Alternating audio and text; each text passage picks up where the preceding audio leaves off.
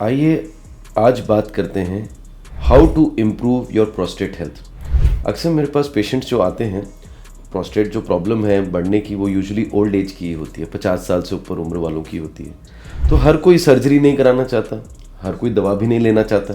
तो मेरे से कोई पूछे सर नेचुरल तरीके क्या हैं कि हम अपने प्रोस्टेट हेल्थ को इम्प्रूव कर पाएँ।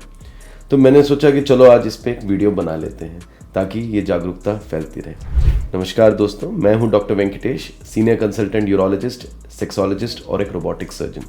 I make educational videos for my patients and general public. देखिए, सबसे चीज़ जरूरी जानना है प्रोस्टेट होता क्या है। ये एक अखरोट शेप का ऑर्गन होता है जो मसाने के नीचे होता है और यूरेथ्रा को सराउंड करता है। इसका काम क्या है? ये सेक्रीशंस करता है जो वीर को नरिश करता है, उसके नरिशमेंट में हेल्प करता है। और जब वीर निकलता है तो उसके कॉन्ट्रैक्शन करके बाहर निकालने में, एक्सपल्शन में कहीं ना कहीं छोटा मोटा इसका रोल है। तो ये देखा गया कि भाई above the age of 50 years more than 50% of the people जो उनका प्रोस्टेट ग्लैंड बढ़ जाता है। इसके बढ़ने से क्या सिम्टम्स हो सकते हैं जो आपको जानने ज़रूरी हैं? बार बार पेशाब आना, रुक रुक के आना, पेशाब पूरी तरह से खाली नहीं होना, रात को नींद से उठ के पेशाब जाना, हर टाइम ऐसा लगना कि पेशाब लग रहा है अर्जेंसी।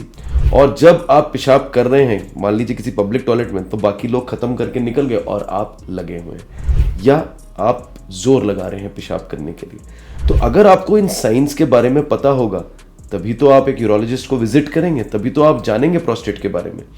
तो regular checkup with urologist helps. कैसे?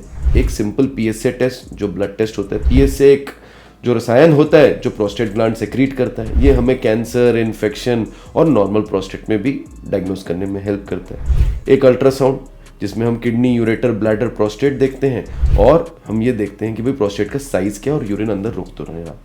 एक यूरोफ्लोमेट्री माने पेशाब का टेस्ट जिसमें आप फ्लो टेस्ट करते हैं और देखते हैं कि भाई फ्लो आपका बिलो एवरेज है, अबव एवरेज है कि किस तरह से है। और एक सिंपल यूरिन रूटीन और एक डिजिटल रेक्टल एग्जामिनेशन। इन सिंपल टेस्ट से आप हर साल अगर आप अपने यूरोलॉजिस्ट को विजिट करें तो अपना प्रोस्टेट हेल्दी रख सकते हैं।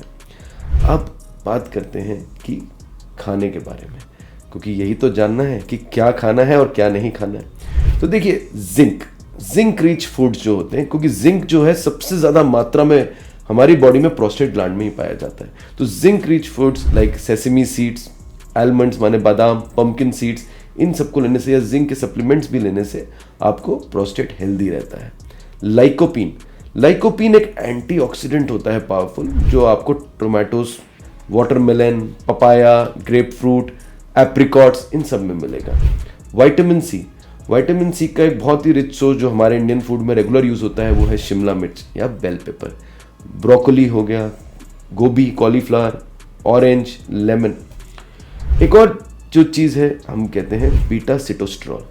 ये एक प्लांट बेस्ड स्टेरॉल होता है जो प्रोस्टेट का साइज श्रिंक नहीं करता। अक्सर लोगों को ये गलतफहमी होती है कि इसको लेने से प्रोस्टेट का साइज श्रिंक होता है। नहीं, ये थोड़ा आपको रिलीविंग करता है यूरिनरी सिम्टम्स में जिनमें प्रोस्टेट बढ़ा हुआ है।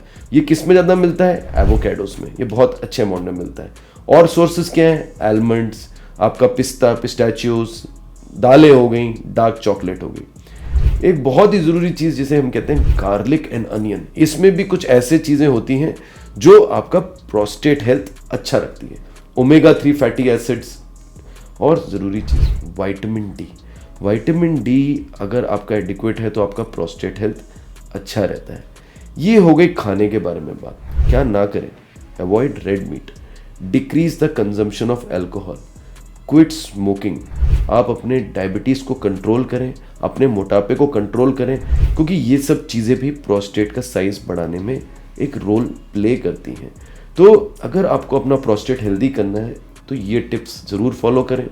और फिर भी अगर आपको यूरिनरी प्रॉब्लम्स हैं, जो आपको अक्सर लगता है कि मैं डायबिटिक हूँ तो मुझे ये दिक्कत होनी चाहिए, या मेरी उम्र हो गई है तो मेरे को पेशाब बार बार जाना या धार कमज़ोर होनी है, ऐसा नहीं होता है।